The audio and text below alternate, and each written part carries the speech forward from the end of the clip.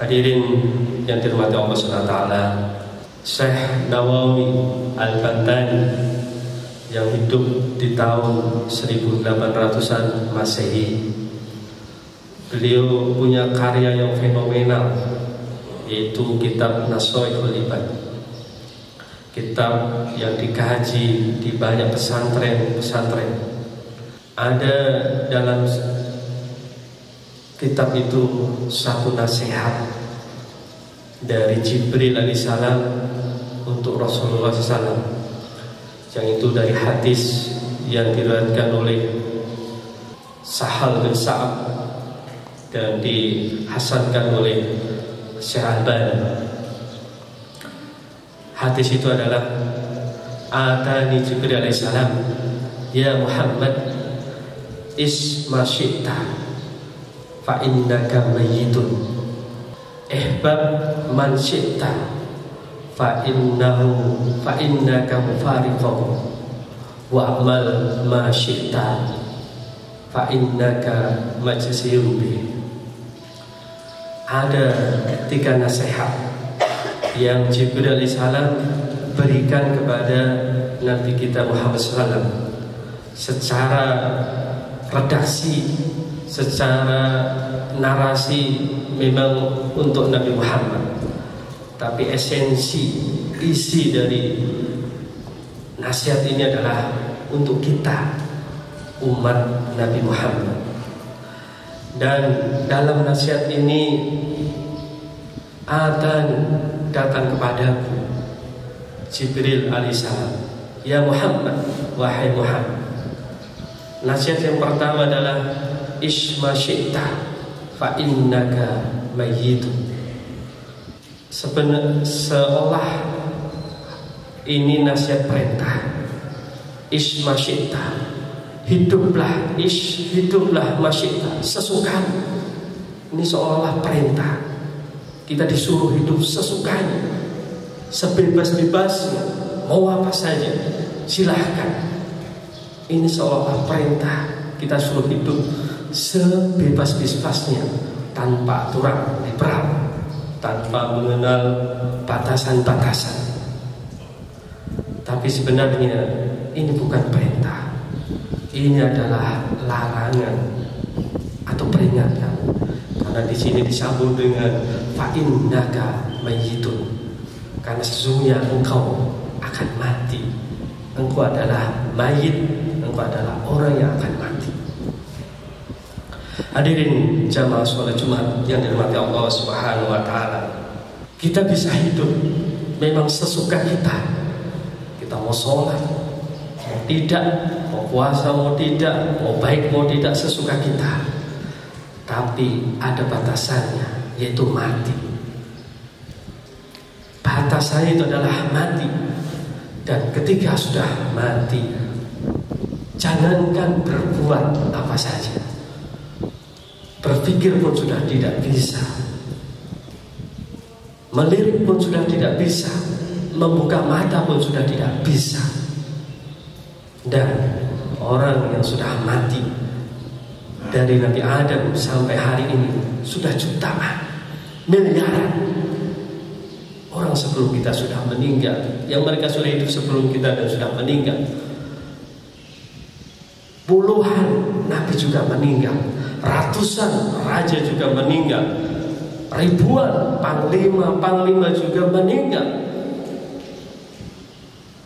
Orang-orang yang kita anggap kuat, hebat, sehat, tidak pernah bisa lepas dari mana namanya kematian. Hadirin nikmati Allah Subhanahu wa taala. Pesan dari nasihat yang pertama ini adalah Jibril mengingatkan kepada kita bahwa tidak ada yang sebenarnya harus kita banggakan dalam kehidupan ini. Karena ujung dari apa yang kita alami hari ini adalah kematian. Kematian ini bukan akhir dari segalanya, tapi kematian ini adalah awal dari segalanya. Mengingat kematian ini adalah bagian dari kita untuk senantiasa mencerdaskan pikiran kita, dan bagian dari kita untuk kita bisa mendekat kepada Allah Subhanahu wa Ta'ala. Kita kadang tanya, kadang kita terpukul kalau ibu kita, bapak kita, atau saudara kita, istri kita meninggal. 1-2 hari kita terpukul, rasanya mau ikut juga meninggal, atau rasanya kita juga mau mati juga. Tapi setelah beberapa saat terkadang kita lupa. Bahkan tiap hari kita lewat kuburan, kadang juga tidak tersentuh bahwa suatu saat nanti kita juga akan menjadi penghuninya. Bahkan naif sekali ada orang yang menghuni kuburan, kadang tidak ingat bahwa dia juga akan dikubur di sana. Sekali lagi, nasihat yang pertama ini adalah nasihat bukan kita disuruh berbuat macam-macam, tapi kita dilarang untuk berbuat semau kita, karena ujung dari itu semua adalah kematian. Yang kedua, ihbab man syi'ta fa innaka mufariqun. Cintailah orang di dunia ini sesukamu. Cintailah semua orang di dunia ini sesukamu, terutama memang orang yang halal kita cintai, istri, anak, keluarga. Tapi ingat, siapa saja yang kita cintai atau apa saja yang kita cintai di dunia ini, itu juga mufariqun, kita akan berpisah kepadanya. Kalaulah bukan kita yang meninggalkan duluan mereka, atau mungkin mereka yang duluan meninggalkan kita. Tidak ada yang abadi untuk kita cintai, untuk sholat, untuk serius kita cintai, untuk kita mencintai secara berlebihan di dunia ini. Karena itu ujungnya adalah kita akan berpisah dengannya.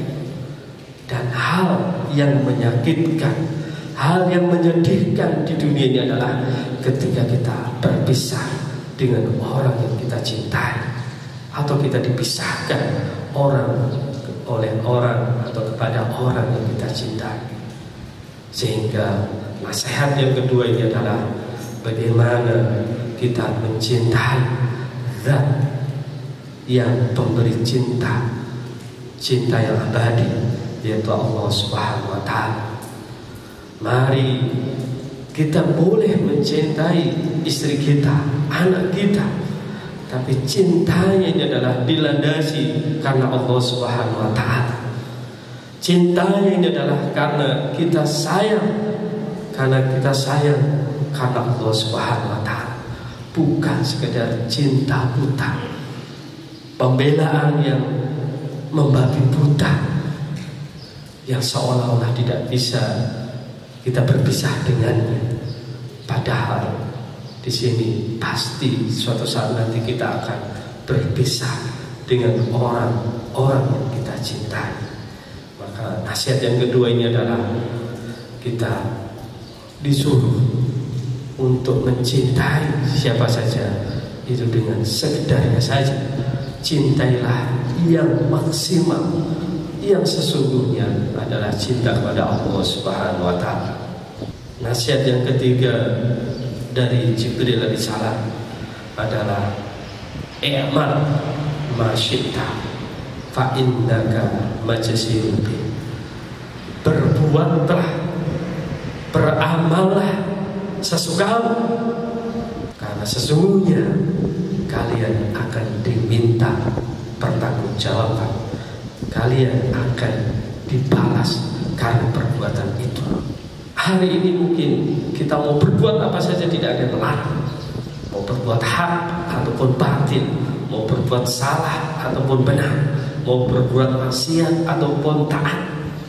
Tapi ingat, semua apa yang kita amalkan ini senantiasa dicatat oleh 2 malaikat yang mengiringi langkah kita di mana dan kapan saja.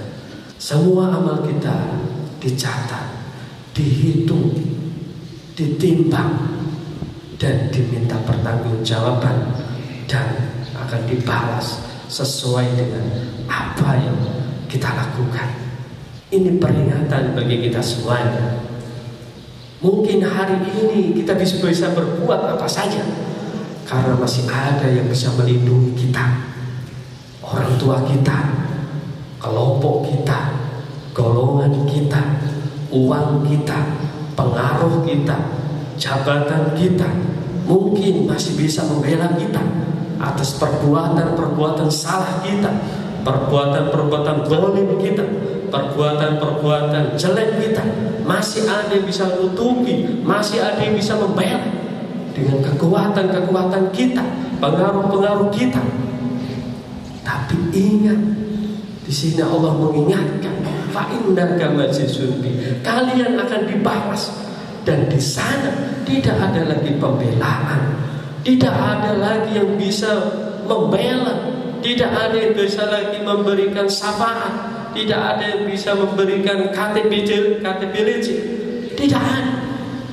Dan disinilah kita akan kecil dengan yang selama ini kita banggakan, entah jabatan, entah pengaruh, entah teman, entah orang tua, entah golongan. Karena itu semuanya tidak akan bisa membela terhadap semua perbuatan yang kita lakukan di dunia ini.